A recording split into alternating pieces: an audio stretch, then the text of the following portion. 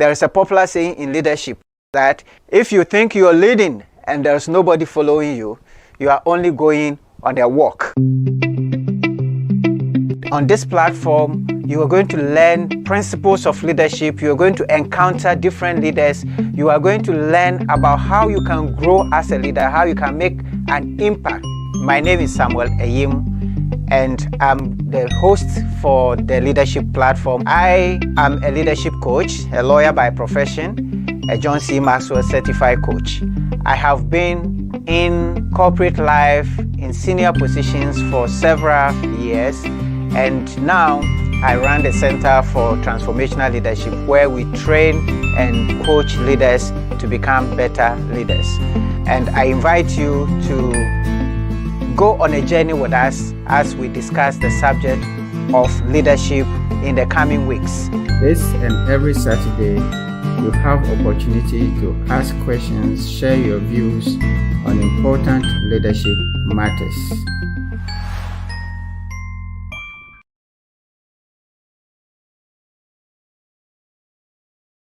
We spend a lot of time developing our professions, but we don't spend time developing ourselves. Look, as a leader, as a professional, you have to grow. You have to grow yourself. And to be able to grow yourself, you need to know yourself. A lot of us are not achieving the maximum we can achieve because we have not invested in our personal growth. So we are bringing you this special studies based on John C. Maxwell's book, The 15 Invaluable Laws of Growth. And we're going to just spend time with you and help you go through the principles that you need to be able to grow your person, to become a better person. Because if you become a better person, you become a better leader, become a better father, become a better professional. Do not miss this opportunity, as the masterclass is going to be very practical and discussional. It is going to be a limited number of people. So please register now to be part of the program.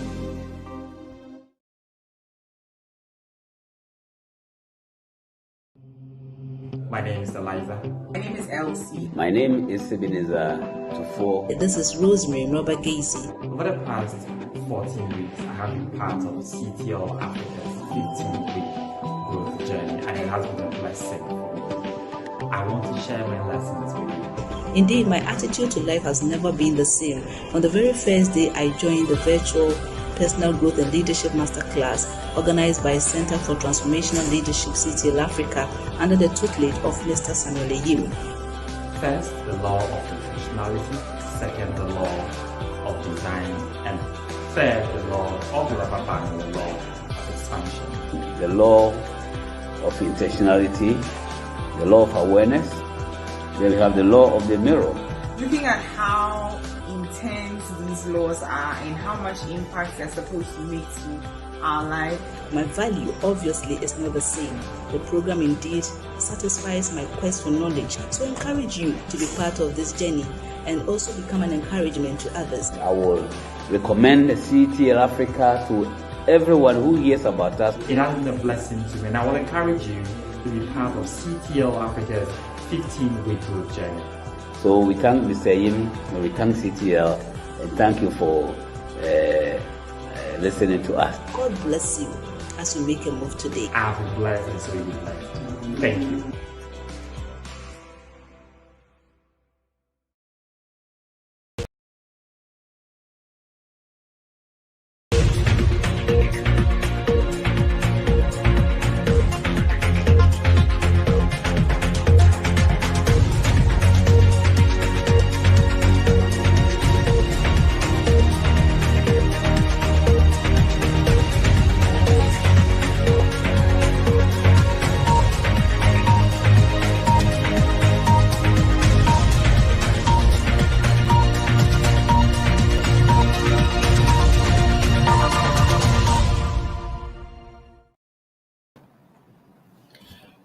Hello. Good evening, everyone, and welcome to the Leadership Platform. My name is Samuel Eyim, and I'm excited to be your host this evening for a discussion on purposeful leadership. We're grateful for the speaker that we have because his focus is on purpose. So we want to encourage everyone to who is connected now to share the link or to introduce yourself. Let us know who you are, who is connecting at this moment, and let's hear from you. Let's know your name and where you are connecting from. Also, share the link to others who may be interested, your bosses, your colleagues, your family people. And we know that football is going on, but let's make a date and also learn. So please go ahead and connect and share your where you're calling from and share the link to others. We'll be very happy to announce it to the world. We continue to encourage you to register for the Growth Journey program, which is ongoing at the moment. And we want to encourage everybody to be part of it because it would help you to refocus your life and your growth. So thank you so much. Yes, I see Livingston Zeto says, good evening, everyone, from UCC. Thank you so much. We also know that many of you connect, but you don't introduce yourself. So all those who have connected and have not showed up their names, we want to welcome all of you. So welcome, Livingston. Share the link to your friends. If you're connecting from YouTube or Facebook, also subscribe to our YouTube channels, like our pages, and please spread the news. All right. So at this point, we are going to introduce our speaker, and we are here together for about 1.5 hours, between 1 hour and 1.5 hours, depending upon how things go.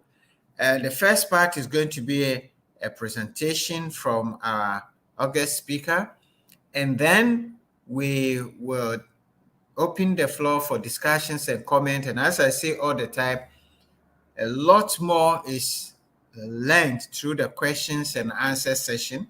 So stay with us to the end until our speaker makes his closing remarks. But this evening, we are going to talk about a very important subject, purposeful leadership. Why do you lead? Or why do you want to lead? And to what end? What is your personal purpose? And what is the purpose for your leadership? What is the purpose of the organization you're leading? These and many more interesting, important questions are going to be addressed, discussed this evening, because your reason for doing something is probably more important than doing it. Your reason for doing something is more important than just doing it.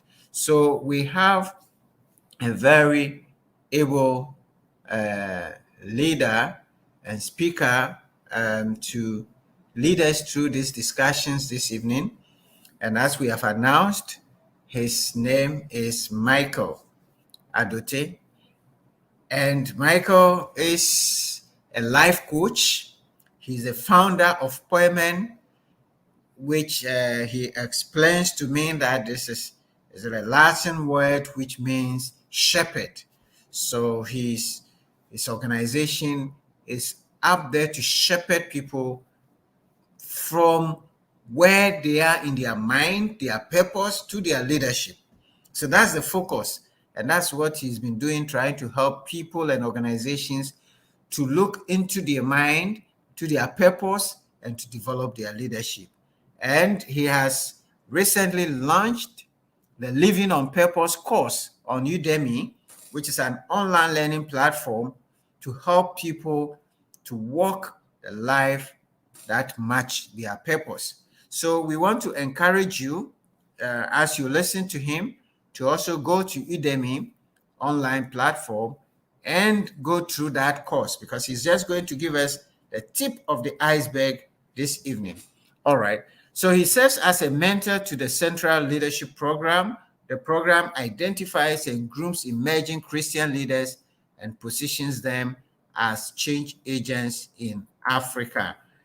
Michael is a certified life coach, certified belief clearing practitioner, and a distinguished Toastmaster with proficiency in dynamic leadership and effective coaching. So you can see that we have the right person this evening to lead us with a discussion. And on that note, I want to invite my friend, my brother, and my fellow Toastmaster to, actually my senior Toastmaster, because to be a DTM is not an easy thing, to take the floor and to lead us in the discussion of purposeful leadership. Mike, you are very, very welcome. We're excited to welcome you to the leadership platform. The floor is yours. Thanks. Thank you very much, Samuel. I'm also very excited to be here. I think we connected sometime in the middle of last year and lost contact but reconnected. So I'm really, really happy to be here. I've been following closely some of the things you've been doing through a good friend of mine, Dr. Susie, who I'm sure you also know.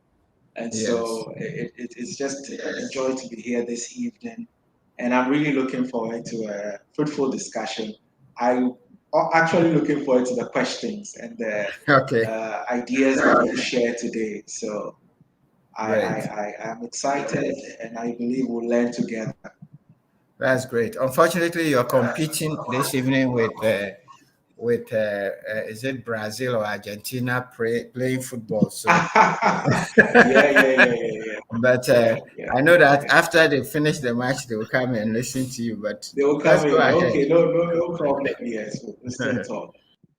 We'll still talk. So, good evening, everyone listening to me wherever you are. If you are not in Ghana, good morning or good afternoon to you. You're welcome to this discussion. And as my host said, I'm speaking on purposeful leadership. And we'll look at what it is and how we can all develop it. But I like stories, so I'm going to start with a very story that you may have heard before, or if this is your first time, just listen because it's quite familiar. It's a story from Alice in Wonderland. It's an old story that was launched in the 19th century. And in the particular scene I want to focus on, Alice is walking and she gets to a portion of the street where there are so many routes she can take. So she's confused and she starts to ponder which way she should go. Should she go left? Should she go right? And so she's just thinking aloud to herself, trying to figure out what to do. And then all of a sudden, a strange voice on top of a tree speaks to her. And so she looks up, and it's a cat, and the cat is trying to figure out what she's doing here. And so Alice is lost at this point. So her question to the cat is, "Can you tell me where I need to go from here, or which direction I should go?" And by asking that question, she's looking for direction. She wants to know what to do next. And at this point, she can't even recollect where she came from because where she was very conflicting. But Alice, in her frustration, retorts to the cat and says, "I don't care where I'm supposed to go." This is somebody who is asking for direction, and they ask, "Where do you want to go so that I can direct you?" And she says, "I don't care." In other words, anywhere will do. And the cat says, "Then, if you don't really care where you are going, then every path you take is okay." And the scene really ends there. But when I watched that short clip, it just set me thinking because here she was seeking direction. Yet when she was asked, "Where are you going?" she didn't have a clue where she was going. And in truth, if you and I don't have a clue where we are going, then everywhere is a path or everywhere can be taken. And that can be very problematic in a practical life sense. So, from a leadership perspective, it's not enough to know the road you should take, but you should have in mind where that road is taking you. Else, it becomes very challenging for you. And that is why the whole subject of purposeful leadership is so important, especially in the times we find ourselves in. And I was telling someone when we spoke ahead of this that I try to shy away from definitions, but for the purposes of speaking, I'll just give a workable definition that we can just relate to, but I'll focus on two words that are very critical when it comes to purposeful leadership. The first has to do with the art, or let me define it first. So the definition is the art of establishing direction with a view of a desired end in mind. So, purposeful leadership is you're establishing direction, but you are not just establishing direction in isolation. You are doing it because you have a certain end in mind or a destination in mind. And that's a very important point to note, because if we focus on the destination and we don't know how to get there, we are not going anywhere.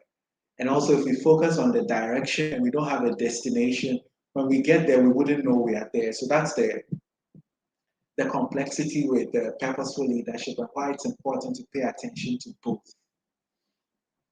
And so, in line with that, the watchword that I want us to focus on is establishing direction. You know, establishing direction is really the heart of purposeful leadership. And the challenge with that is this: life is not linear. If you've lived around long enough, you will know that life doesn't move in a straight line. It's not always A, B, C, D, E, F in that logical flow.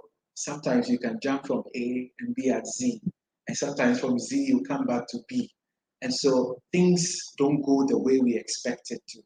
And that's what makes it very challenging for individuals, for organizations, for teams, especially in the times that we live in. Things have not gone in a logical way, and sometimes creates problems for all of us, which we don't like. And that's really the challenge. So if you come to terms with the fact that life is not linear, then it implies that establishing direction can be very challenging sometimes. And we want to find out what's the best way to establish direction then. And the second reason why establishing direction is not easy is that we don't make decisions once and that's it. So it's not a one-time process. Today we may make a decision that will advance us, that will open doors for us, that will give us the golden opportunity we need to move our businesses to the next level or get the career promotion that we are looking for. And we may be thriving, but all of a sudden, one decision we make can either send us in the wrong direction. And that's a challenge everybody has to deal with. Winning today doesn't guarantee success tomorrow, or failure today doesn't mean you will not succeed tomorrow. So that's another uncertainty that life throws at us that we all have to deal with. And it leads to the thought that recently I was listening to a man, Hubert Jolly, and he's a former CEO of Best Buy. And he was asked, what kind of leaders do we need now? And it was off the back of COVID, off the back of the current war that is going on in Russia and Ukraine, and the various disruptions that we've seen over the past 2 years. And he was like, in these times, everybody has to come to terms with the fact that when you're a leader, you are no longer a superhero. You are not the know-it-all. You are not the one who has all the answers. You are not seen as some superhuman who cannot make a mistake. Actually, the times we live in, because of how dynamic they are and how uncertain they are, nobody can claim that anymore. In the past, many leaders could get away with it, but now we are exposed, and so you can't do that. The other implication is that now we need leaders who are authentic. You know, we need people who are genuine, people who are not pretending to be something they are not. That's a very critical truth that everyone has to come to terms with, whether you are an individual, or you are a team lead, or you are a business owner, being authentic is so important because people are much more discerning. People are more aware of what's happening on a global scale. And so if we are not mindful of these things, it puts our leadership in the wrong direction, especially because of the uncertainties surrounding the times we live in. Then you have being empathetic. It's so important now. And I remember in the heat of COVID, I did a simple survey. I sent a message to 50 top executives that I knew personally, people who have been in work for at least 20 years, and I asked them, for the times that we are living in and all the uncertainties that COVID has brought, what number one trait will you not compromise on? And over 70% of the 50 said empathy. So empathy is one of those words that we've often taken for granted, or it's just reduced to slogans and people just say it but don't really mean it. But now being empathetic is so important. And I say that because sometimes dealing with people virtually, and just imagining that you are having a virtual call, and then all of a sudden with your staff member or a colleague, and then their little boy or girl walks in shouting, "Daddy, daddy, daddy," or "Mommy, mommy," and they are asking their parent for something. To the child doesn't know that the father is working or the mother is working, but the child just wants what they want when they want it.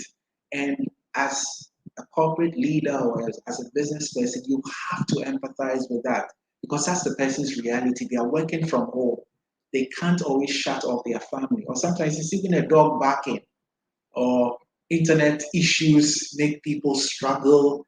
And we can't turn a blind eye to all of these things. And so these human circumstances, coupled with the myriad of issues that we are grappling with, make it very challenging for leaders. And so it places a lot of responsibility on leaders to come clean and be very honest and sincere people. But it leads to an important question. How can we develop purposeful leadership? And I use the word develop because if you say become a purposeful leader, then people think, okay, if I do A, B, C, D, E, F, I become a purposeful leader, and then we are done. We don't have to stress ourselves anymore. But that's not the case. But when you present it as developing, then it means that whether you are starting the journey of being a purposeful leader, or you are already on the path to being a purposeful leader, you can become better than you are currently. So that's how I want us to approach it. See purposeful leadership as something that you can develop, not an end, but something that you can constantly keep working and working and working till you get to a point where you are able to see the milestones that you've clocked, but it doesn't stop you from improving yourself. So it's important that if we are going to be purposeful leaders, it shows in our schedule. It shows in the things we are doing. It shows in the activities that we engage in. And it implies that we have to be intentional. Because many times you find people desirous of of being purposeful, or desirous of being better than they are, but yet you check their schedule and the schedule is going in the opposite direction. And the truth is, we are what we repeatedly do. What you constantly repeat will schedule the results that you are getting. And so if purpose or being purposeful is not playing out in your daily routine, then it is certain that in your outcomes, much of the things that happen will be haphazard. And it's not to say that life is not uncertain, or it's not to say that life can sometimes shock you, but in the midst of all of that, we can learn to be purposeful, which is why in my thoughts I said daily or weekly. In other words, these days it's difficult to think very far. We haven't lost that power. We can still think very far, but practically it can be challenging. And so to build or develop the ability to be purposeful, you start daily, build it up weekly, and eventually But once it becomes a part of you, it's easier to work it over a long period of time. So that's just a thought that I want to put out there. And this leads to a very important thing that I want to really harp on, because that's where we can all develop our purpose-driven leadership or become purposeful leaders. And I like to start with a story again, that there's a top executive. She's a woman who was really excelling in her career, doing so well. By all standards, everybody saw her as successful. But unknown to everyone, there was an aspect of her life where she kept feeling that she wasn't doing much.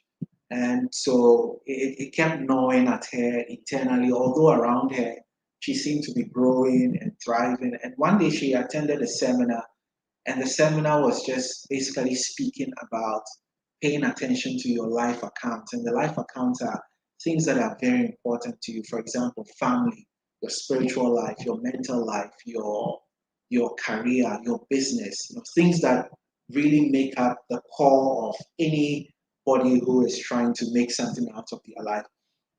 So this seminar really hit the core of what this woman was battling. And for her greatest challenge, or the greatest battle that was going on within her, was the fact that she felt she wasn't getting enough time with her son. That was what wasn't adding up for her. And as much as she was trying to get her schedule, to try and buy time, to try and work something, it just didn't seem to add up. And it felt like she never had the time. And then on top of all the demands of her work, being a seasoned leader that she was, people kept asking her for speaking engagements. People kept asking her to mentor, and she's always on the move. But this lady, deep down, wanted something more, to spend a little bit more time with her son, which she felt she wasn't getting. And so the reason why I'm sharing this is, being purposeful as a leader is about your life. It's bigger than the work you do. It's bigger than the team you lead. It's bigger than the organization you run. It's about your life. It's about who you are. And so it starts from there. So for this lady, everybody thought she's made it, or she has everything she wanted in life. But one core aspect of her life was out of balance, and it kept affecting her. And so what she did was to sit down with a coach who helped her really just look at her schedule. And amazingly, this woman realized that she didn't even have to cut back on work, but she just had to reorganize her priorities. And in reorganizing her priorities, she was able to create 15 quality hours a week for her son, which meant that on a working day, she had 3 hours she could dedicate to spend time with her son, to help him with school, to just catch up on the day with him, and not sacrifice or compromise on any other thing. So many times when we talk about priorities, we just look at a scale of preference, but it goes beyond that, and which we'll look at very soon. But for this woman, she was able to look deep within her schedule, come to terms with the fact that I can make time if I'm just a bit more judicious with how I apportion my time, and I'm a bit more purposeful in how I use my time. And she was surprised that she could make 15 hours and not reduce her schedule. You get it? So these are some of the things we can begin to explore on ways we can develop our purposeful leadership ability. I just want to share a very interesting statistic I saw recently, and this was done in 2007. So as I read it to you, just bear in mind that 15 years have gone by since the statistic was done, but you find it quite interesting when you hear some of the things I say. So just a second, and I read it to you. It's about the average working life of people, right? The average working life. So somebody who starts working at, say, maybe 22 when they finish national service and they retire at 60. It said the average working person in 2007, and I'm sharing this because it precedes social media being what it is today, and it precedes the lifestyle that we have all become so accustomed to. It says the average working person spends 6 months behind traffic lights. Think about it. Through your lifetime, half a year in traffic or behind traffic lights, 1 year searching through desk clutter. So imagine your working desk over the entire duration of your working life, and you spend 1 year just looking for things on your desk. That's a lot of time, cumulatively. And then we spent 8 months opening junk mail. This was 15 years ago, so imagine now, 8 months, junk mail, reading things that don't add anything to us. But over a lifetime, that's what we do. And we spend 2 years calling people who aren't in or whose lines are busy. So sometimes it's a client, somebody has promised you, somebody you are trying to land, some opportunity. We follow, we follow, we follow. Over our working life, we can spend 2 years doing that. But that's not the end. There's another one, 5 years waiting in lines. So queuing for things can take 5 years away from us. And then we spend 3 years in meetings. Now that we are doing virtual meetings, I'm sure these numbers will be high because we are juggling in person and then virtual meetings back to back. So this is what happens. And then there's 15 years watching television. I bet you this number has gone up, but I deliberately shared something that precedes the social media era, because if you want to add social media to our TV time, maybe TV time may have reduced, but the time we spend on our screens. My phone gives me a summary of that every Monday morning. So I can always tell whether I'm spending too much time on the screen doing unnecessary things or I'm doing better. But that's the reality. And three more things. We spend time or our working life learning how to use 20,000 pieces of equipment, learning how to use something new over a lifetime, minimum 20,000. And then we commute 45 minutes every day to work. I don't know how it is in Accra, but it could even be more. And then it is said that the average manager or the average business person or the average worker is interrupted 73 times every day. So you go to work trying hard to just concentrate. And I bet you we can all relate to that. Sometimes you are pumped up. You felt that last week maybe you were a bit wasteful with time. You vowed that you'll make the most of your time, only to step out or only to start your day, and all kinds of interruptions get in the way. And it said that the average manager is interrupted every 8 minutes. So if you are a leader, people are going to come with one challenge, one request, one demand, or another. So this is the reality. We are juggling life with all its issues, and then we have to deal with all these so-called insignificant things that pile up to take a lot from us. So the point is, how do we become purposeful? How do we become intentional? How do we become people who are purposeful leaders? And I want to share 4 things that we can all begin to do, because these are the ways we can all become better at what we do as leaders. And it's in 4 blocks. You have growth, you have in, you have on, and you have off. Growth, in, on, and off. These 4 words. So I'll explain the 4 words and give implications to what they mean. Growth, in, on, and off. And this is a very simple framework that you can use to prioritize as a leader or as anyone who's trying to be purposeful with your time. And amazingly, you can actually teach people how to do this once you get a hang of it yourself. So the first thing we want to look at is growth, right? And growth is basically focused on 3 main areas. It starts with your life purpose. We cannot talk about being purposeful leaders without knowing our life's purpose. Because your life purpose as an individual serves as your compass. That's what guides you. That's what helps you make decisions. That's what serves as your filter. And some people may be clear what their life purpose is. Some of us are trying to figure it out. Some of us are on a journey to really become clear what our life purpose is. But it starts by asking yourself a simple question: why am I here? Everyone has to ask that question and find answers to it. Why am I here? It's a simple question, but it's loaded. Because the moment you ask yourself that, your mind goes blank and it starts searching for answers. Sometimes the answers don't come in a day. It can take a week, it can take a month, but it's a starting place for all of us. If we want to begin to grow, to become purposeful leaders, knowing our life's purpose is a must.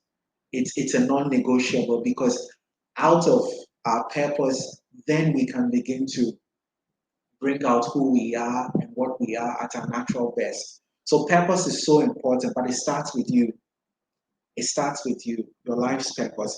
And in his book titled Affirmations, Noah St. John said, the question, why am I here, is the genesis of all the amazing things human beings have done.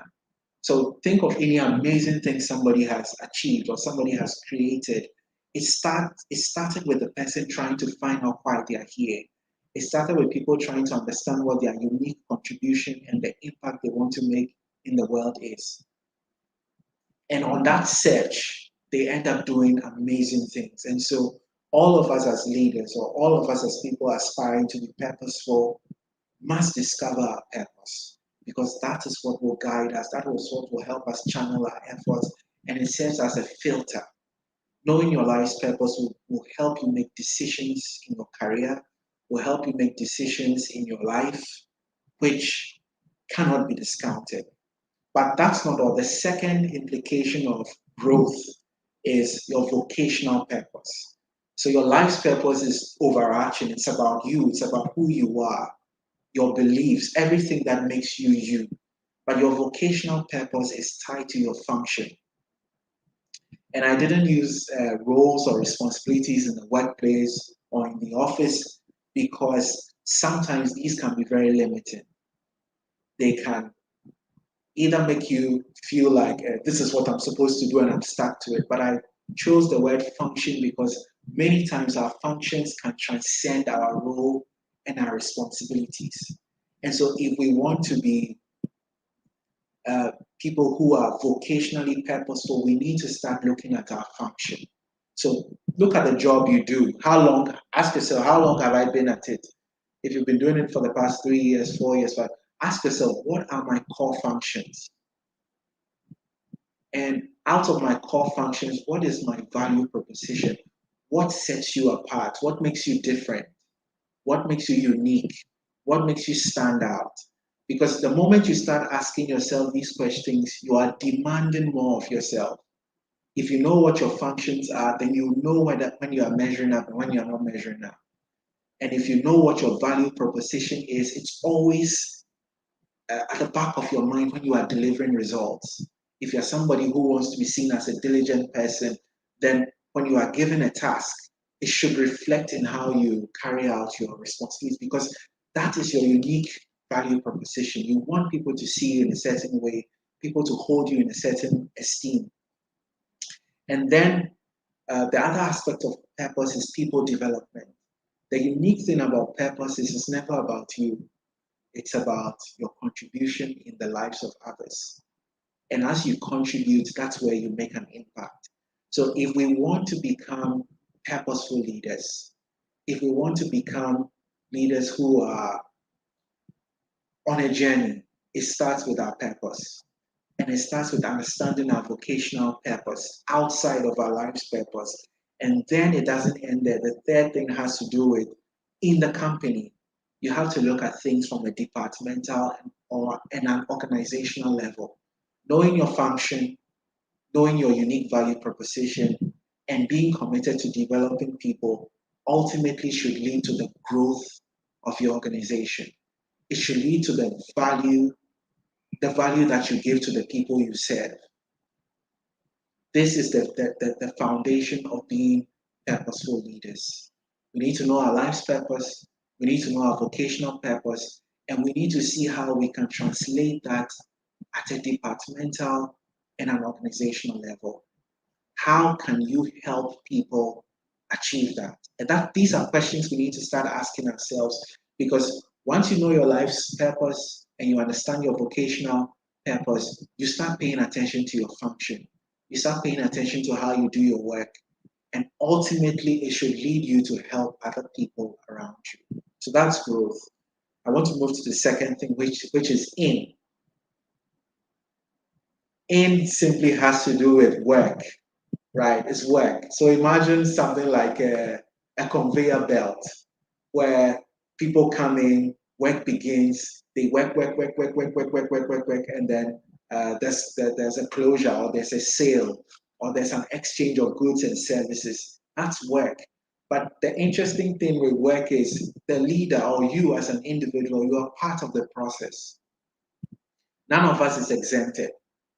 Sometimes somebody's role may seem bigger than somebody's. And many times leading comes with a lot of responsibility. You do the strategy, you do a lot of vision casting, you are involved in a lot of recruitment, you are assessing people's performance, you are looking at company culture, you are looking at team dynamics. All of these things are challenging.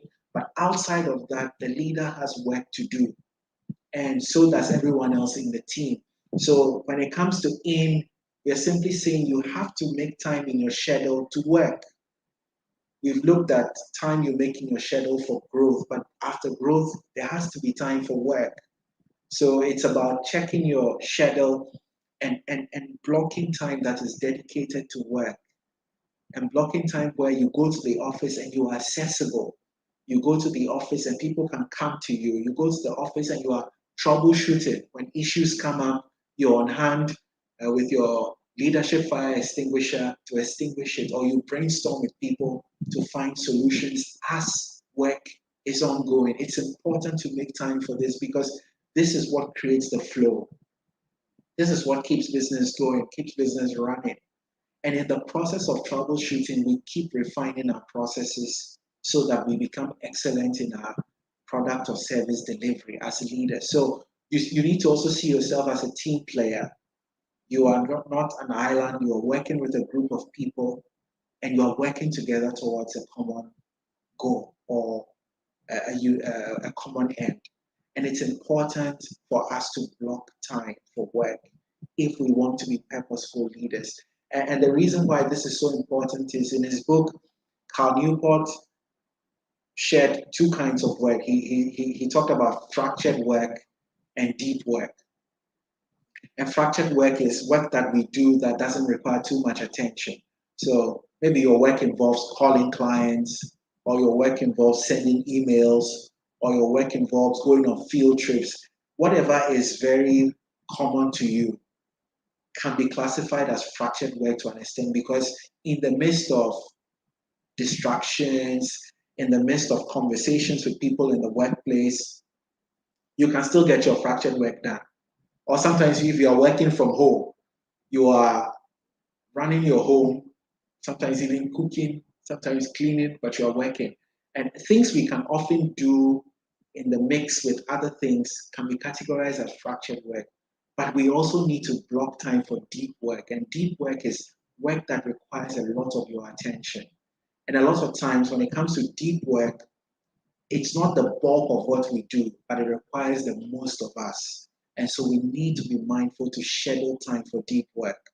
Block time that is uninterrupted, where you can engage your mind and you can give your best as a leader. Because one thing that is critical for us leaders, or anyone aspiring to be purposeful as a leader, is the example you set.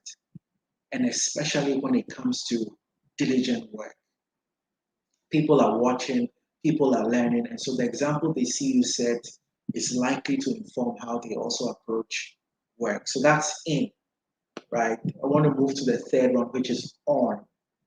I want you to think of a car and a bed, right? This is a picture of a mountain with roads around it.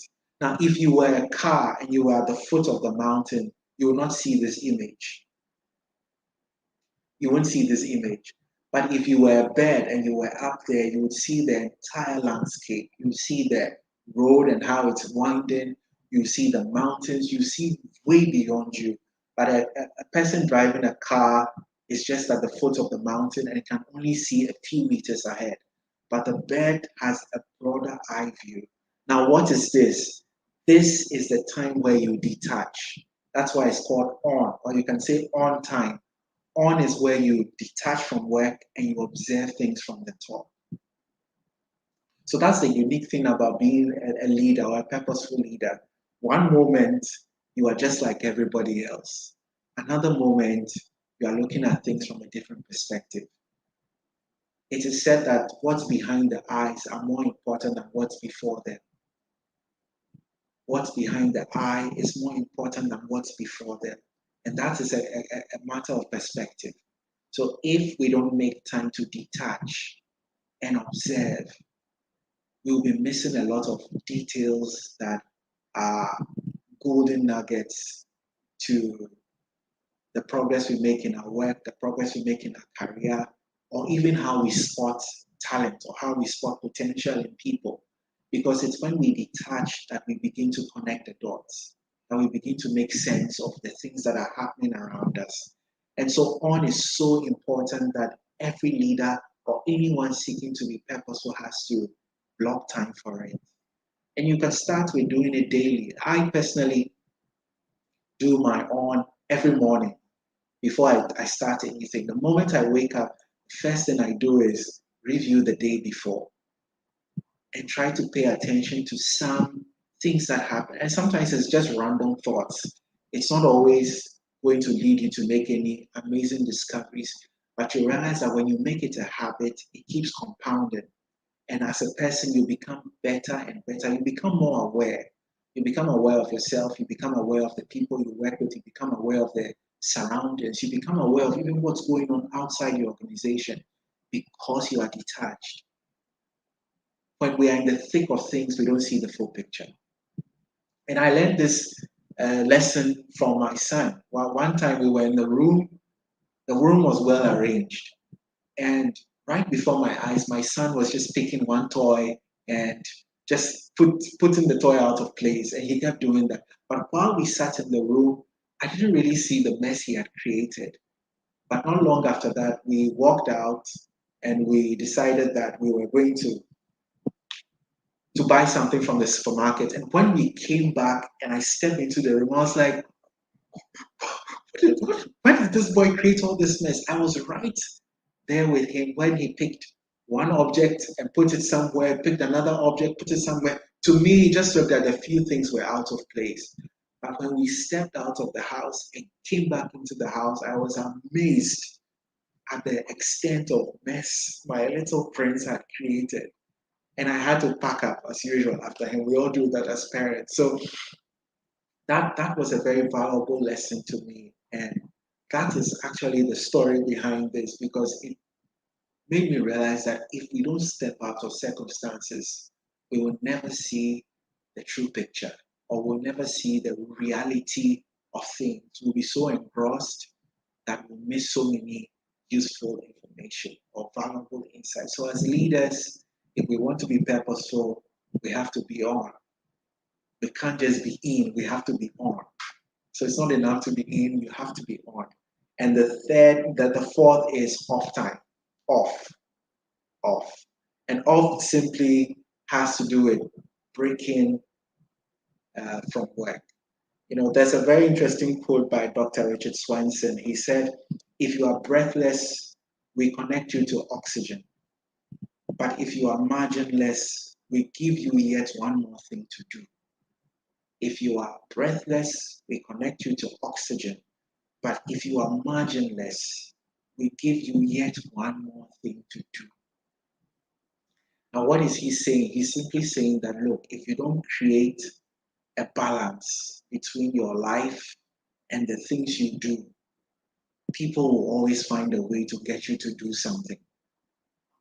If you don't create a limit to how far you can go, if you don't create a balance between when you need to detach or when you need to be off work, there'll always be something to do. There'll always be something. That's why I say when people are dying, we are quick to save their lives. But the person who doesn't take ownership of his time will always be given something to do. And I want to segue from this point to make a very important one. Everybody talks about work-life balance, but I'm on a personal crusade to flip it. I say it's life-work balance because life is more important than work. Without life, where's work?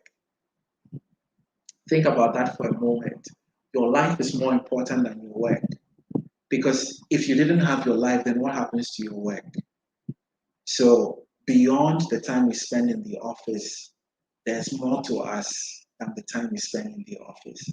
And so making time for yourself, making time for your family, making time for the things that matter must be on your schedule as a leader. Because that is how we can be purposeful. And I keep saying, or I've mentioned this before, that being a leader means being an example. And so people are not just watching what you do in the office, they are watching how you hold everything else together, how you balance everything else together. And so if you're a leader who doesn't have margin, guess what's going to happen? You'll be all over the place.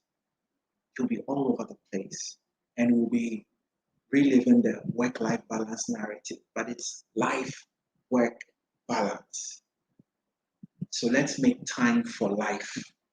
Because if we don't have life, no matter how ambitious or no matter how well-meaning we are, or no matter how pumped up we are to make a difference in the workplace, there isn't going to be any work. And if there's something that COVID and the wars and all the uncertainties are teaching us, we are more than our work. When we had to go on lockdown and spend time with families and we couldn't see people for a long time, I remember when it happened, I was the division director for Toastmasters in Ghana. And I remember how difficult it was to send the email that all meetings had been moved to virtual and going forward. It was a very difficult thing because we were so used to seeing each other. And when that happened, I remember going for a whole year and never seeing certain people. And so when I saw them again, it made me really value the essence of life. But prior to that, it's all about work. But life is so important. And so to be purposeful as leaders, there's growth, there's in time for work, there's on time to reflect, and there's off time where work comes to a halt. It doesn't mean we are stopping completely, but we are breaking so that we can focus on the other things that complement who we are and what we do so that we can always bring our best foot forward whenever it's time to work. And the last thing I want to touch on before we wrap up is something that I learned from John Maxwell. And because I'm in a John Maxwell space, I can feel safe to share it. I learned it from his book on Talent is Not Enough. But I just recoined it as the 4M plan, where he talks about 4 M's. Now, is it enough to be a purposeful leader? I mean, yes, it is. It will serve you, it will be of benefit to you. But John Maxwell doesn't leave it there. He stretches it in the Talent is Not Enough and gives us a framework that we can use to develop many more purposeful leaders, because ultimately that's what it should be about. I don't want to be purposeful to myself. I want to be purposeful and be able to inspire other people to do it. So it starts with you being the model. In making a decision to be a purposeful leader, you become the model. You become the example. You become the living proof that people are watching.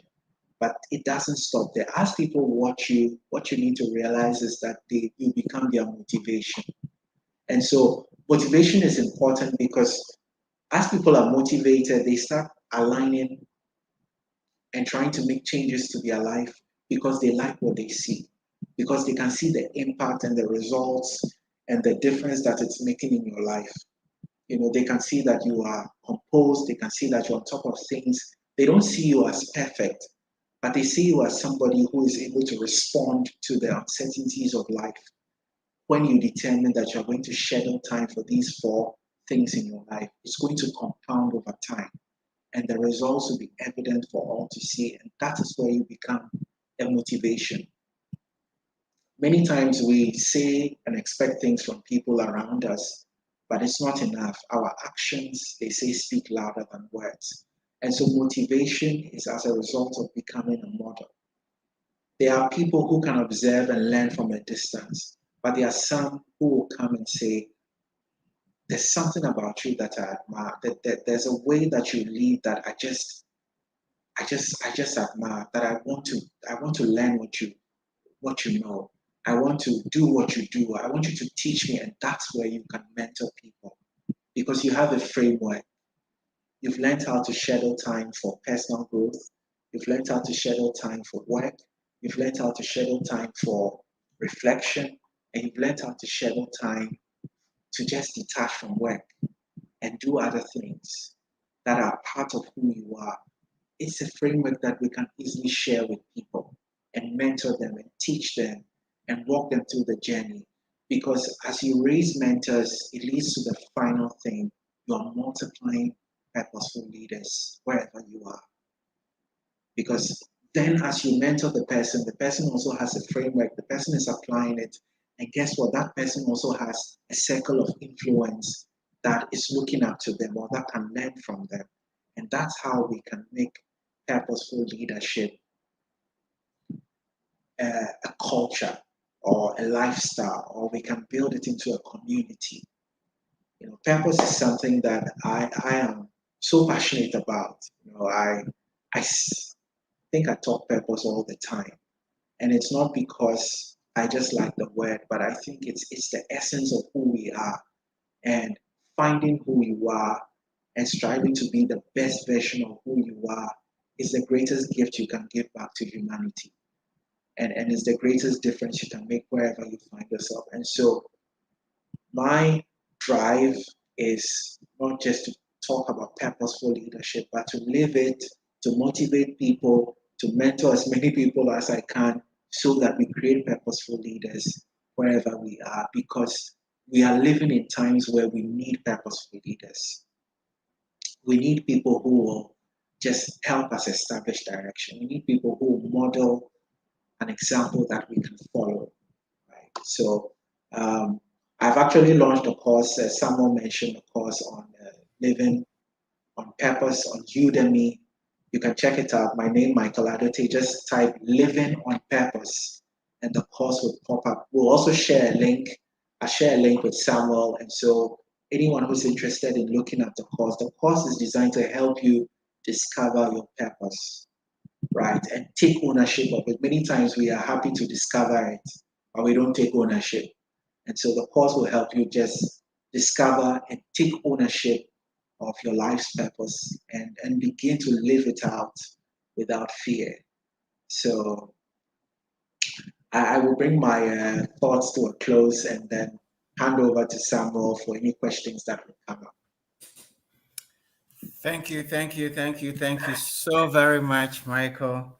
Very, very grateful for your presentation, and I like the model of growth, life purpose, vocational purpose. You're in, you're on, and you're off times. This is very, very good. It's very, very good. It helps us to refocus our life. We need to establish a direction for our lives. Otherwise, we cannot be purposeful.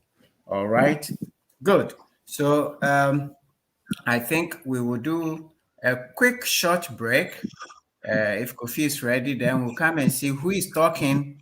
Please put your questions on your comments and your questions in the chat, and let's hear from you what you are thinking about Mike's presentation. What questions do you have? So Kofi, let's take a short break and then we will be back. Hello everyone, my name is Elsie and I'm excited that I just completed a 15-week journey with the CTL Africa team on the 15 Laws of Invaluable Growth by John C. Maxwell. From the law of pain, I also learned that every problem introduces a person to himself. Honestly, till you face a problem, you wouldn't know the things that you actually have within you. The journey for me personally was a wake-up call. Before I joined this journey, I wasn't actually learning at all. I wasn't adding any logic to what I knew. So the law of trade-off is saying that you have to give up to grow up. So things that I think are not going to have maximum impact on my life, I have to trade them off. I want to grow. I am not stopping now. I am continuing. And as far as I'm concerned, like it says, you cannot give what you don't have. I definitely will have to give what I have learned off to others and then get more so that I can continue giving. I am not going to be a reservoir. I am going to be a river, and therefore I'm going to continue learning to be able to give of my best. Ordinary people can achieve extraordinary results on a consistent basis if they have a system, if they have a plan.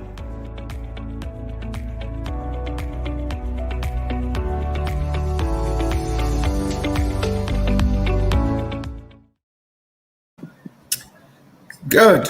Welcome back. Let's see who is here with us. Quickly, we will go through and let's see the comments come in. All right. Regina Ohi Kwe is here. He says, good evening. Isaac Tete is here. Makarata Laran is here watching from Upper West. Thank you so much, Makarita, all the way. Gerard Foucault from Accra, thank you so much. And Dennis Ahe is here. Good to join once again. Efo Rubin, Blonya from Western Region. Rubin, thank you so much. Emmanuel Danfo, good evening. I like this purposeful leadership lesson. Continue the good work. Great. Terry Azaglo, life-work balance. Great. Veronica Bedu is here. Derek A. Obin joining from Mataheko. Great presentation. Thank you so much, Michael, says Gerard Foucault. All right. I'm not seeing any questions here. So I'm going to ask my own questions. So maybe Sarah, you have some questions. Let me bring Sarah back first to see if Sarah has some questions for Michael. Okay, Sarah. Yeah, you've heard hello, Michael. everyone. Yeah. Yes. I don't have any questions. I just say I'm blown away by the simplicity and the easy way that this can be implemented. And for me, what really struck me is being on, for us to take this time off, really practicing the law of reflection, to reflect on what we are doing so we can be able to refine and come back and add to what we are doing. So that is really my key takeaway, really being on, working on your job, and also reflecting and observing. So Michael, I just want to say a big thank you for this lesson. Thank you too. Thank you so much, Sarah, for that. Michael, before we came on, I spent 2 hours with a group of high achieving leaders, and on a program that I'm part of as a coach. And one of the topics we were discussing with this group of people was this issue of work-life integration. Now, this group of people, all of them have a project they're working on.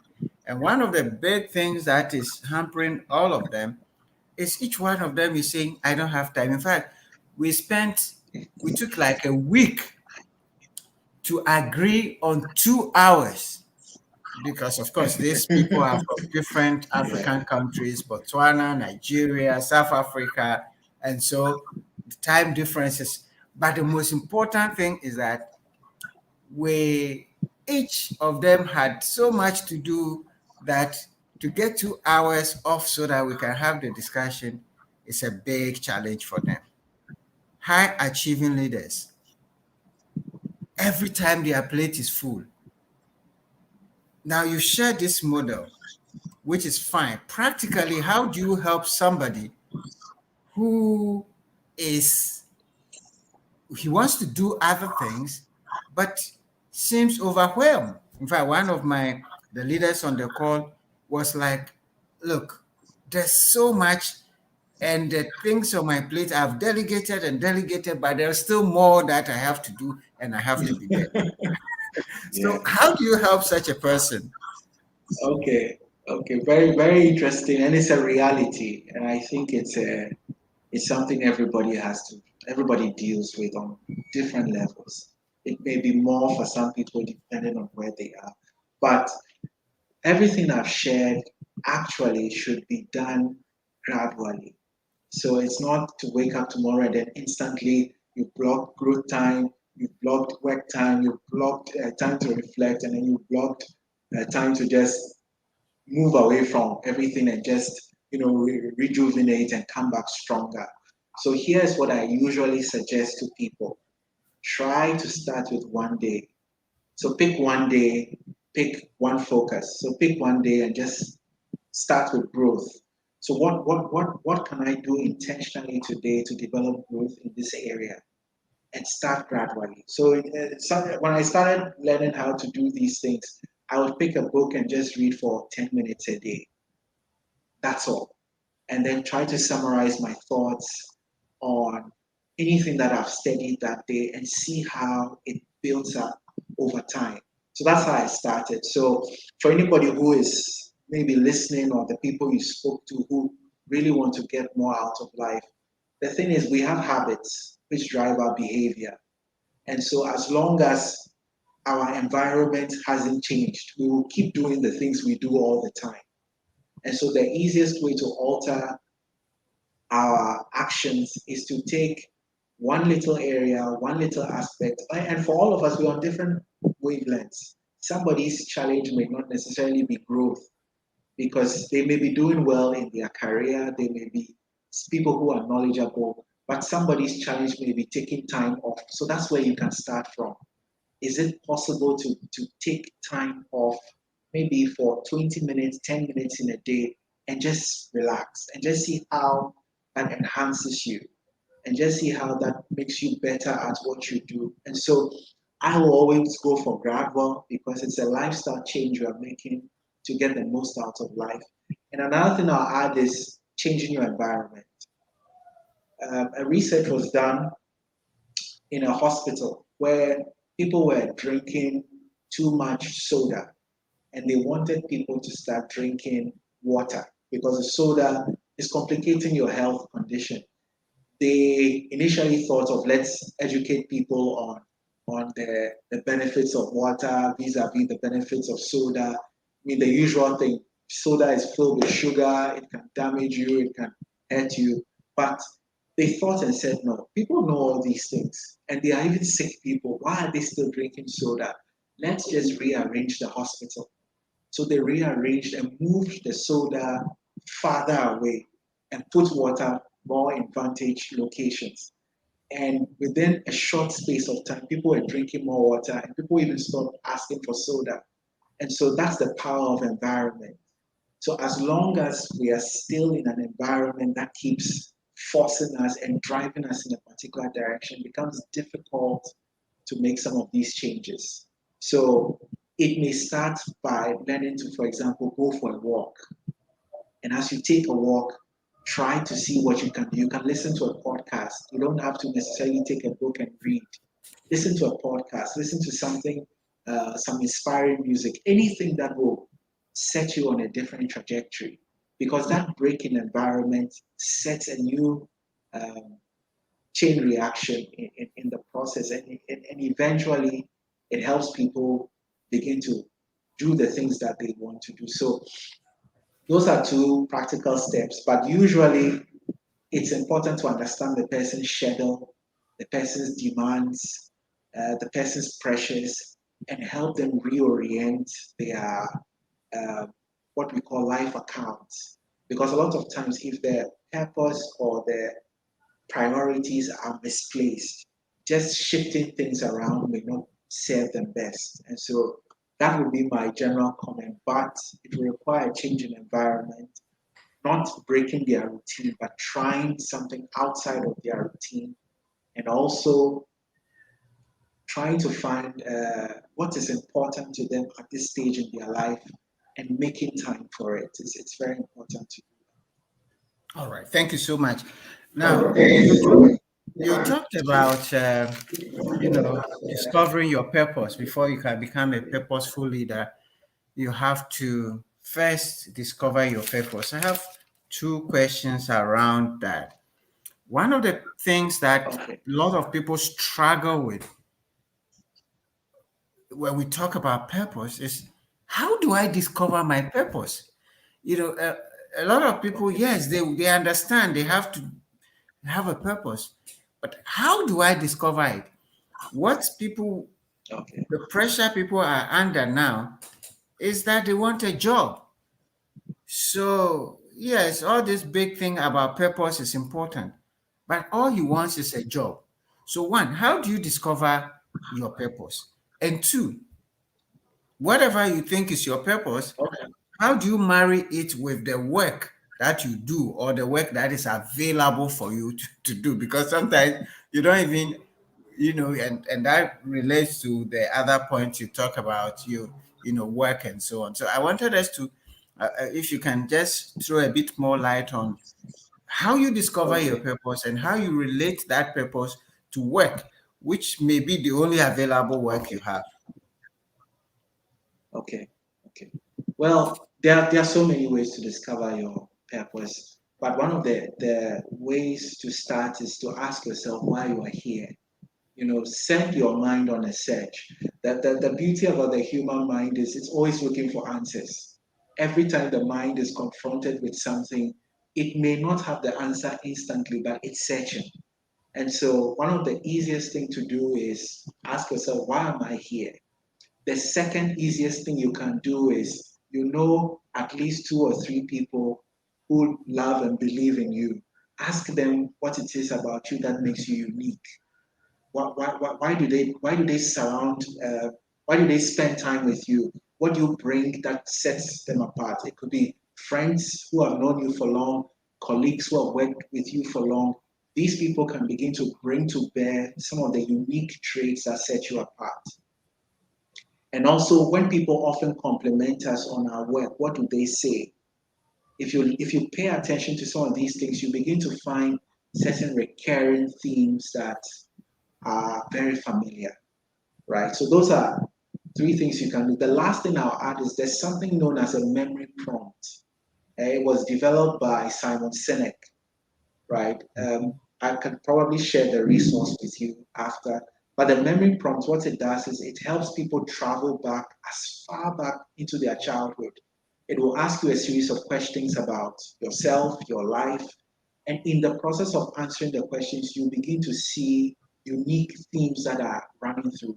So you realize that even your childhood is not disconnected from your purpose. Your teenage years are not disconnected. Your adult life is not disconnected. But because we haven't spent time to piece the story of our life together, we often don't even see how everything works together. People think their life is a big mess. But I've been amazed whenever I spend time with people and we do the memory prompt, and people begin to realize that the purpose was right with you from your beginnings up until this point, only that you hadn't paid much attention to it. So these are very simple ways that you can have an idea of what your purpose is. The thing with purpose is you will refine it as you go along, but the essence remains the same. So what your purpose is doesn't change. But what happens is you keep understanding it in a deeper way. And so you keep refining it as you progress. So that's the first thing. The second aspect of your question has to do with how do you make the most where you are, right? Sam, was that your question? Yes. With the job how that do you you have relate at hand. Okay. your purpose to the work that purpose. you do? Yes. Okay.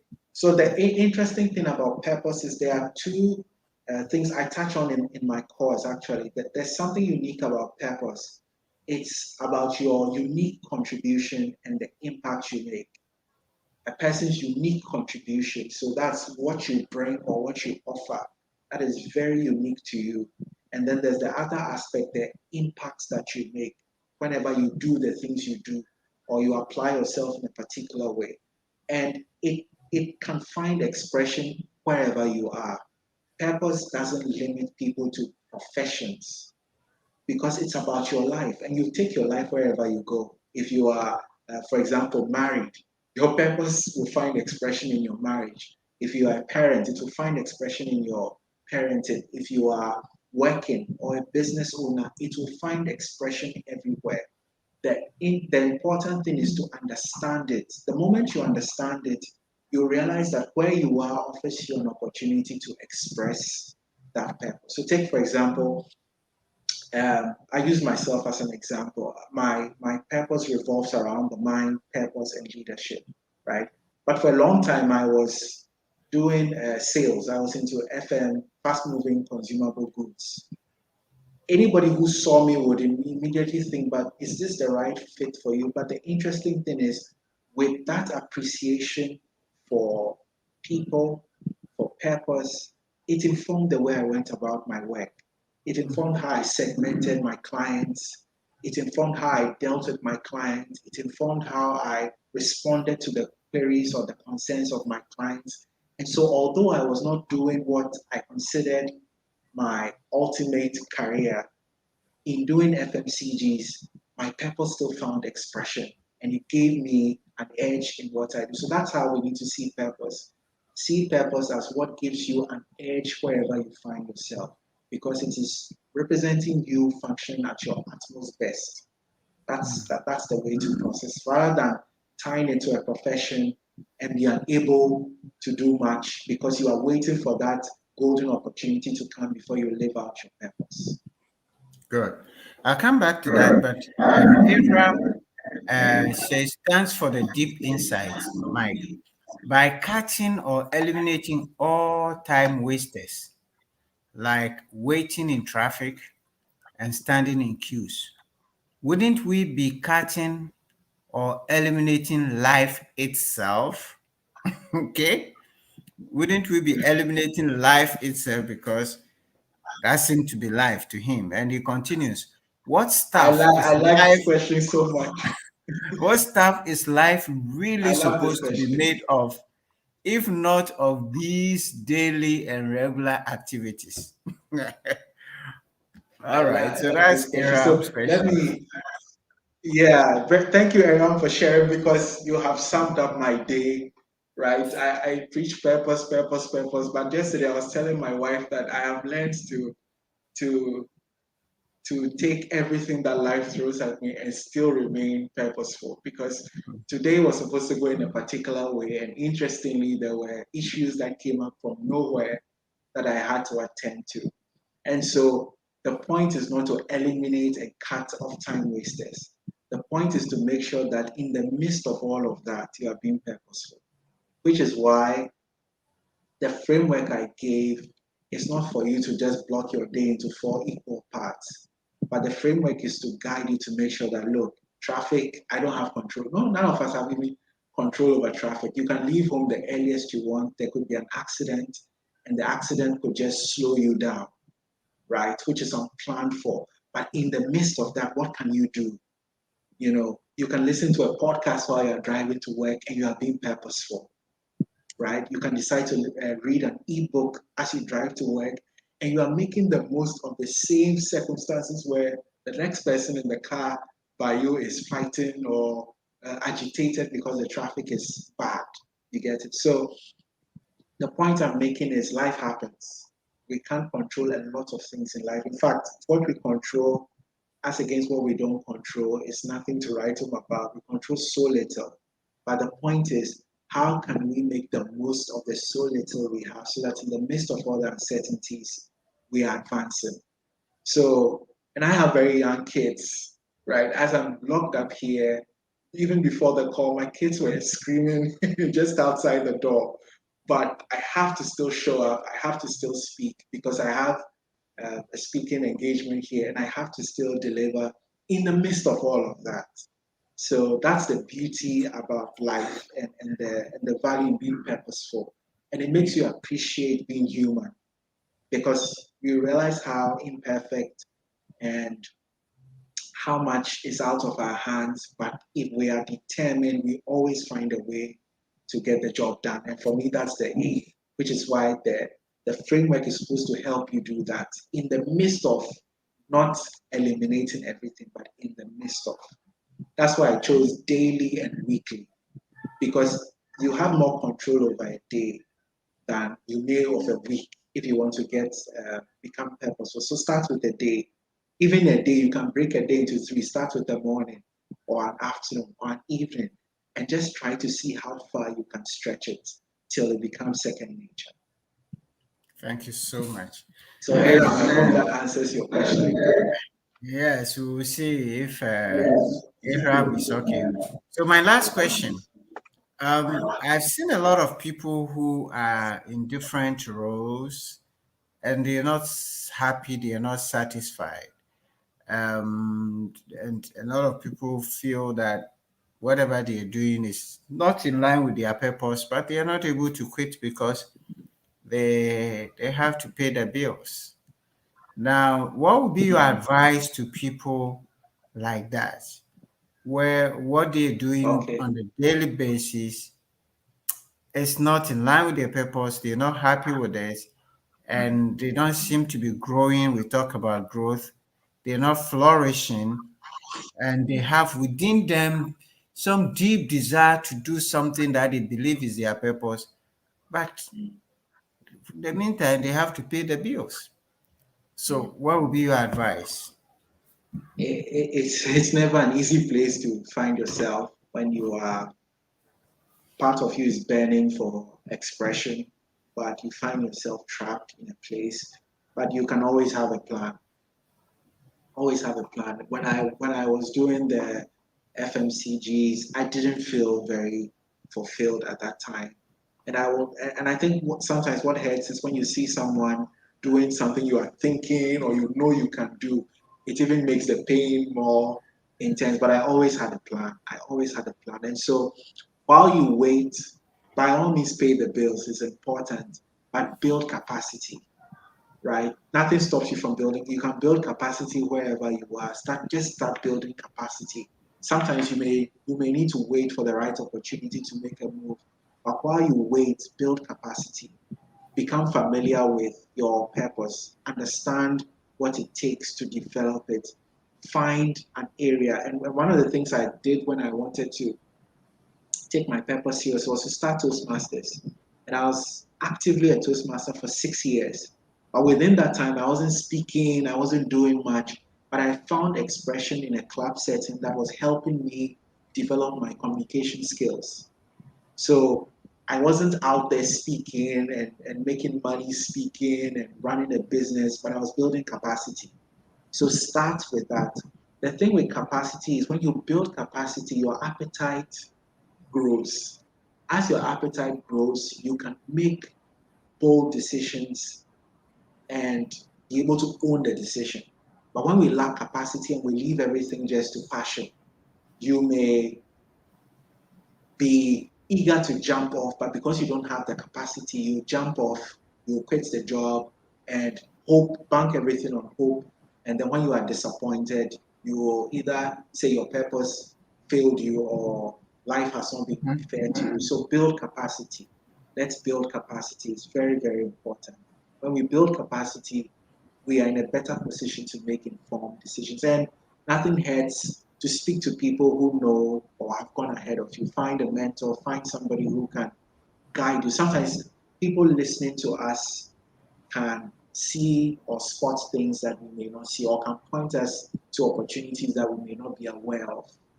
Right? When I wanted to start speaking, no, I knew nobody was going to open a door for me, so I could volunteer or I could speak to people who were already doing what I was doing, and they could help me or open doors of opportunities for me here and there. And in all of that, you are building yourself. But also, lastly, I want to add that sometimes it's also reflecting and asking yourself whether am I making the most where I am.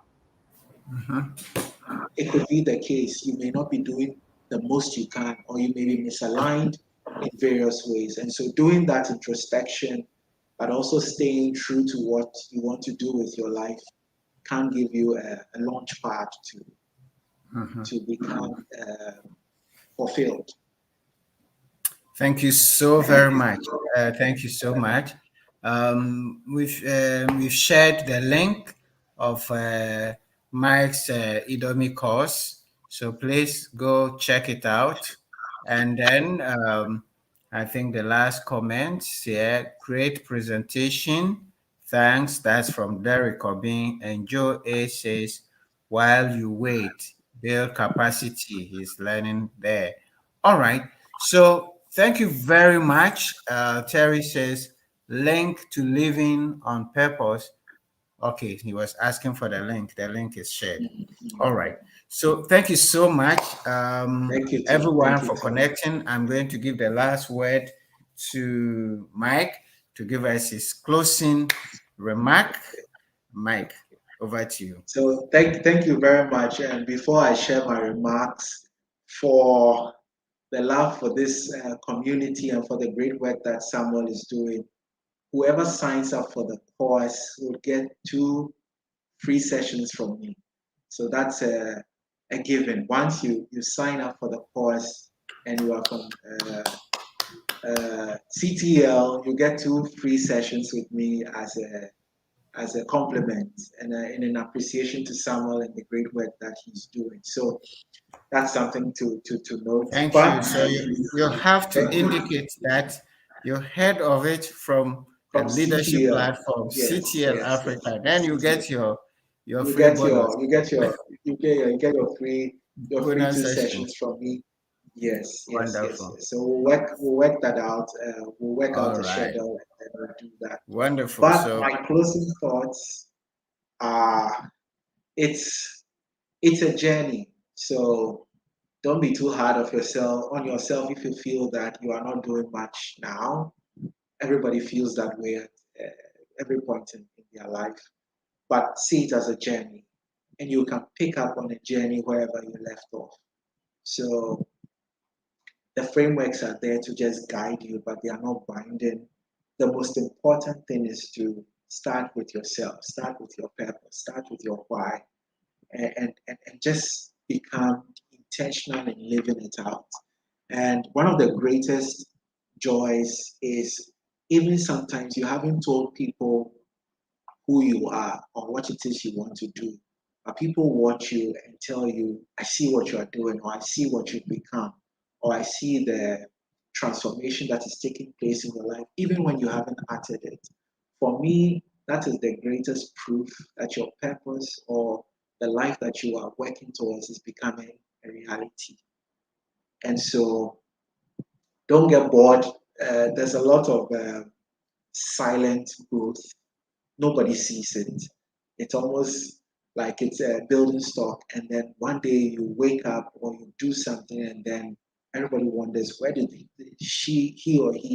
or she come from? What have they been doing all this while? That's the beauty.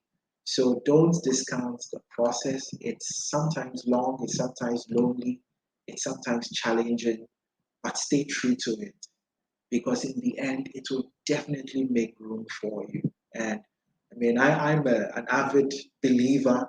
I believe in God's providence, and as we are diligent in what we've been entrusted to, we begin to see God's hand, at work in our lives and doors of opportunities opening for us. I never thought I would meet Samuel, but here we are. He may also never have thought of meeting me, but here we are in the journey of our lives. Our paths have crossed, and we can do so much more together. That's what will happen to you as well. As you move on, people begin to come who will add, who will push, and who will bring out the best in you. So those are just my parting words. And just enjoy the process. You learn, you make mistakes, you have regrets, but just make sure that you come out of every mistake or every regret better position to do more for yourself and for those around you in the near or far future. So those are my parting words to you. And by all means, become an example wherever you are. Thank you, Sam. By all means, become an example where you are and live with purpose. Shadrach Nanapuku Owusu says, super delivery. Thanks so much, Mike. And I think that is a good point to end this session. I want to thank you once again, Mike, for making the time on the leadership platform. I want to thank all of you for coming. And I want to thank the team, Abigail, Kofi, and the rest for supporting and making this platform a learning platform, a success. Thank you, everybody. As I say, tomorrow, Sunday, make time to go and thank God for your life. Find a place to worship where you can learn about God and his mercies upon us. Have a very good night, and God bless you all. Thank you, Mike. Thank you. Thank you, Samuel. Have a good night too. Give us 1 minute. We will reconnect with you, Mike. Sure. I'll be on standby. All right. Cheers. Bye. Navigating through life without a coach or a guide can be very deceiving, making you come to think that you have achieved the highest or the best you can ever, or you have made the best of decisions. But until you become very intentional and take a good stock of your life, you would not realize that it's a mistake. Pain helps you to come out of your comfort zone.